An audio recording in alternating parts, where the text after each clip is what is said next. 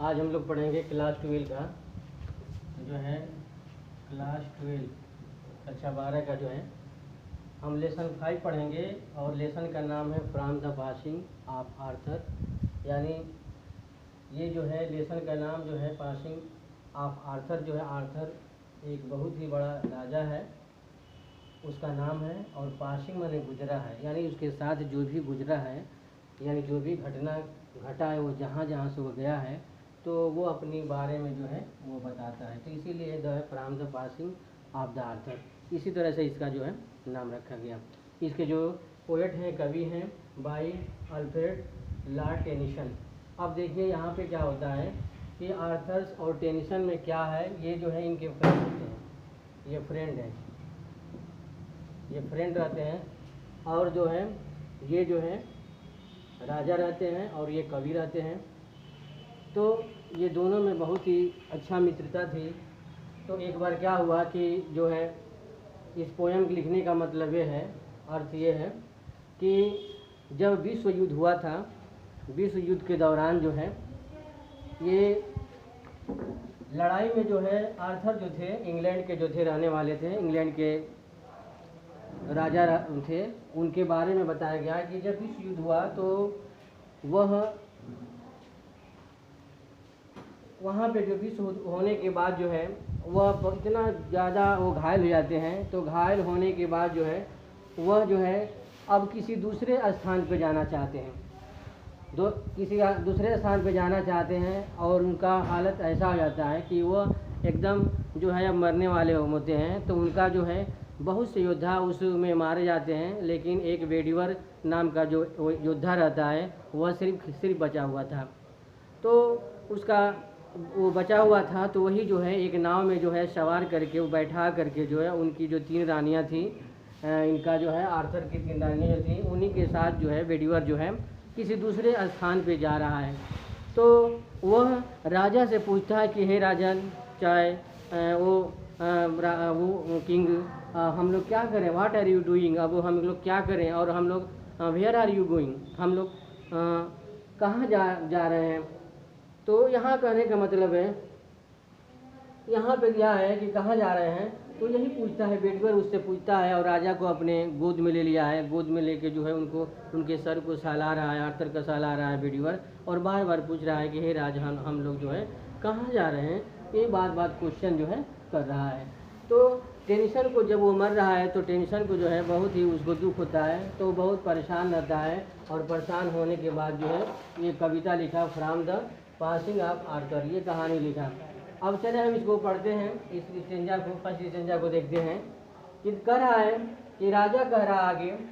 जब वेडिवर पूछता है उससे, वेडिवर जो उसका बहुत अच्छा एक योद्धा था वो पूछता है, तो राजा क्या उत्तर देता है, किंग जो है राजा जो है क्या आंसर देता है कि एंड स्लोली माने धीरे धीरे, स्लोली मीन्स धीरे धीरे, एंसवर्ड माने उत्तर देता है, यानी रिप्लाई करता है, क्या करता है, उत्तर देता है। आर्थर माने आर्थर, आर्थर क्या उत्तर देता है, फ्रॉम द बर्ज, यानी जो एक छोटा सा नाव जो है, एक छोटा सा हल्का सा जो नाव में बैठा हुआ है, उस नाव से जो है वह धीरे से आवाज़ में जो है, स्लोली माने धीरे से आवाज़ में बोलता है, यानी कहता है, कह रहा है कि द ओल्ड ऑर्डर चेंजेस,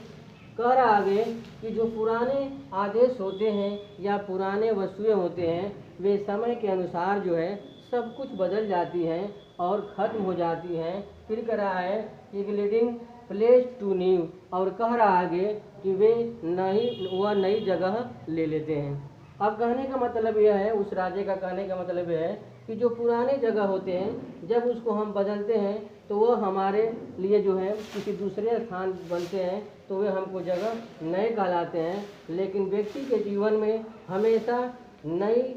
पुरानी चीज़ों को छोड़कर नई चीज़ों की तलाश होती है और वही बदल जाता है। फिर कह रहा आगे कि and God fulfils himself in the मेवे, कह रहा आगे कि जो है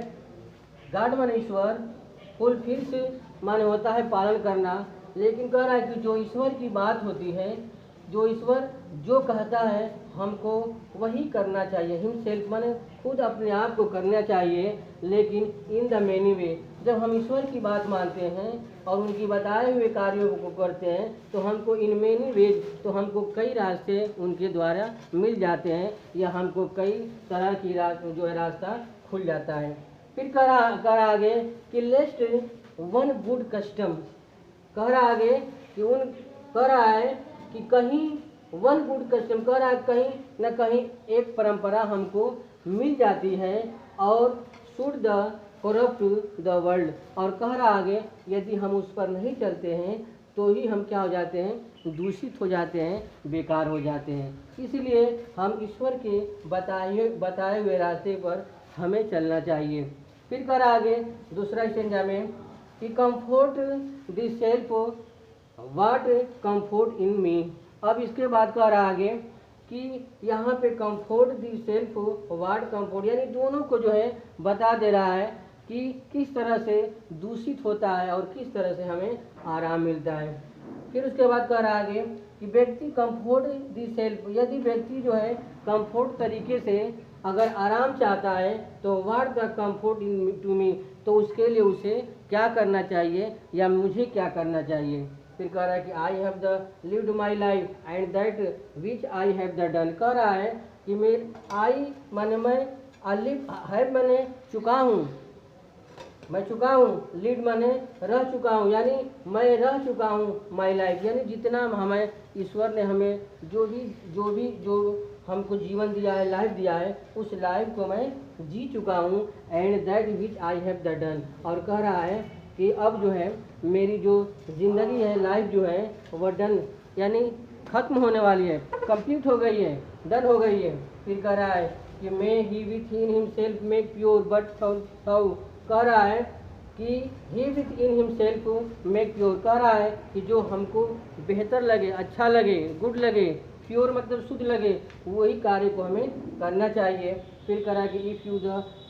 शुडेस्ट never see my face again, फिर उसके बाद तुम मेरे चेहरे को, सी माने देखो, नेवर माने कभी नहीं, यानी हमारे चेहरे को यदि तुम आज देखो तो तुम्हें जिस चेहरा जो है, अब कह रहा कि फेस अगेन, कह रहा है कि नेवर, अब हमारा चेहरा जो है अब दोबारा देखने को नहीं मिलेगा। प्रे फॉर माई सोल, और क्या करो, प्रे माने प्रार्थना करो, और सोल माने आत्मा, मेरे आत्मा के लिए, माई माने मेरा, मेरे आत्मा के लिए तुम क्या करो, प्रेयर करो, प्रार्थना करो कि हमारी आत्मा जो है सही तरीके से जो है जिस तरह से है ठीक हो जाए। इसके बाद हम लोग पढ़ेंगे 3 स्टेंजा। तो स्टूडेंट्स सब पढ़ेंगे हम लोग जो है 3rd स्टेंजा। 3rd स्टेंजा में जो है अल्फ्रेड लॉर्ड टेनिसन कहते हैं कि जो मेरा मित्र आर्थर है वो जो है फिर क्या कहता है, अपने बेडवर जो उसका योद्धा है उससे कहता है कि more things are the rot by the player.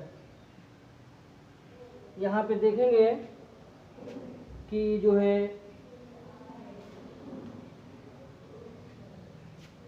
यहाँ पे प्रेयर है,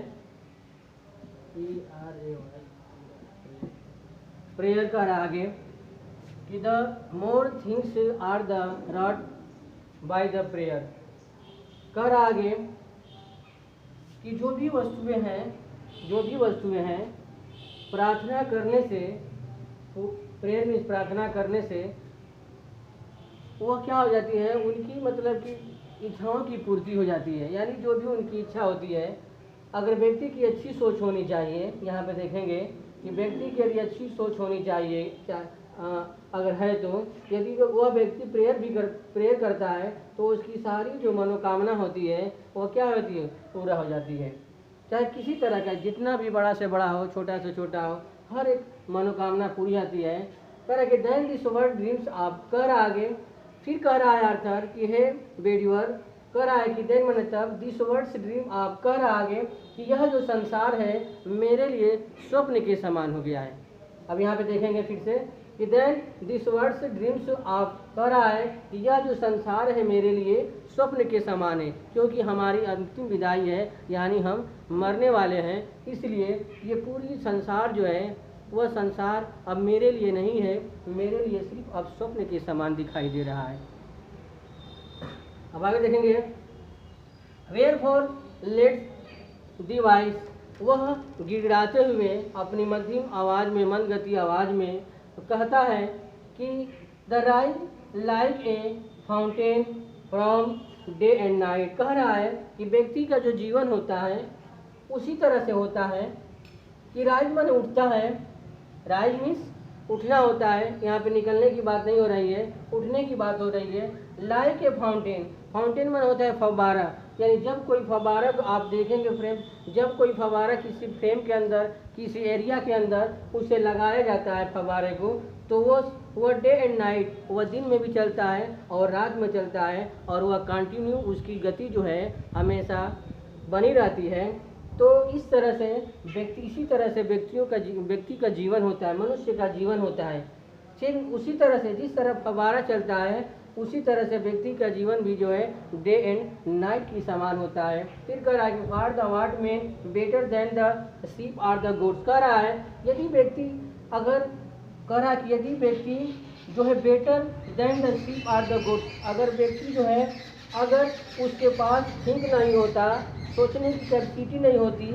और प्रेयर करने की कैपेसिटी नहीं होती, तो वह व्यक्ति जो है कैसा लगता है, शीप माने भेड़ के समान और गोट माने बकरी के समान दिखाई देने लगता है। तो बेटर देन, कह रहा है कि उसके लिए जो है ईश्वर ने मनुष्य को क्या बनाया है, भेड़ और बकरियों से बेटर बनाया है, उनसे अच्छा बनाया है। किस लिए बनाया है कि उनके पास सोचने की कैपेसिटी है, क्षमता है, और जानवरों के पास जो सोचने की और समझने की जो कैपेसिटी नहीं होती है। अब देखें आगे कि that norious a blind life within the brain, कह रहा है यदि व्यक्ति के पास नोरियस यानी उसका पालन पोषण अगर सही तरीके से नहीं होता है, अगर उसका जो है रख रखाव सही तरीके से नहीं होता है, ये बिलीवर ए ब्लाइंड लाइफ, तो उसका जीवन अंधा हो जाता है, यानी वह निरक्षर होता है, वह सारे चीज़ों से जो है दूर रहता है। तो life within the brain, कह रहा है यदि उसके जीवन में अगर ब्लाइंडपन है यानी अंधापन है, तो वह जो है उसका ब्रेन जो है वो भी अंधापन होगा और उसका जीवन जो है हमेशा सही तरीके से कार्य नहीं करेगा। अब देखें आगे, इफ नोइंग द गॉड, कह रहा है यदि ईश्वर को तुम जानते हो, कह रहा है ईश्वर को तुम जानते हो, हर व्यक्ति ईश्वर को जानता है, लेकिन they live to not the hands are the pray, कह रहा है यहाँ पे कह रहा है यदि व्यक्ति अपने हाथों के द्वारा यानी हाथ जोड़ के अपने हाथों के द्वारा यदि वह ईश्वर की प्रार्थना करता है तो उसे हर चीज़ जो है उसे प्राप्त हो सकती है। Both for themself and those were called then the friends, कह रहा आगे कि both were themself and those who call them friends, कह रहा है यहाँ पर देखेंगे कि हे बेडिवर, यहाँ पे कह रहा है कि हे बेडिवर, काल माने मैं पुकार रहा हूँ, देम फ्रेंड्स, कह रहा है कि वे अपने मित्रों को, यानी जो मित्र जो है, यानी जो विश्व युद्ध में जो लड़ाई हुई थी जहाँ पे बहुत से हमारे सैनिक मर गए, तुम्हारे जैसा योद्धा जो थे वह मर गए, वह कहानी जो है वह लोग जो है हमें क्या कर रहे हैं, कॉलिंग कर रहे हैं, बुला रहे हैं, अर्थात अपने साथ जो है लेना चाहते हैं। फिर कह रहा है कि far so the whole round earth is the everywhere, कह रहा है कि यह संसार को तुम देखोगे या राउंड माने चक्कर लगाओगे तो ये पूरी पृथ्वी जो है प्रत्येक दशा में जो है अपना कार्य करती है। उसी तरह से मनुष्य भी जो है अपने कार्यों को करना चाहिए। फिर कह रहा है कि बाउंड माने झुकता है, और by the gold chain about this the feet for the God but now the farewell, कह रहा है कि मेरी जो सांसें हैं अब वो झुक रही हैं यानी जा रही हैं, तुम प्रेयर करो, प्रार्थना करो कि गोल्ड चैन मैं उस तरह से बंध जाऊं जिस तरह से मैं ईश्वर जिस तरह से कोई भी गोल्ड, कोई भी सोना यदि हाथों में पैरों में बंधे होते, उसी तरह से हम भी ईश्वर के प्रति जो है उनके चरणों में फिट माने उनके चरणों में जो है क्या हो जाऊं, फिट हो जाऊं। For the God but now the farewell, कहना कि हे ईश्वर मेरी अब अंतिम विदाई है, अब मुझे समाप्त होने वाला है और हमें जो है मुझे माफ़ कर दीजिए यानी क्षमा कर दीजिए। और वह बेटीवर को जो है लास्ट का विदाई करते हुए जो है वह जो है आर्थर मर जाता है यानी डाइड हो जाता है। तो इस तरह से जो है हमारा लेसन जो है, हमारा जो पोएम है वह समाप्त हो गया। और नेक्स्ट चैप्टर में जो है आपको कंटेस्ट, रेफरेंस कंटेस्ट और एक्सप्लेनेशन बताया जाएगा। इस चैनल को जो है आप अधिक से अधिक सब्सक्राइब करेंगे और लाइक करेंगे। थैंक यू, धन्यवाद।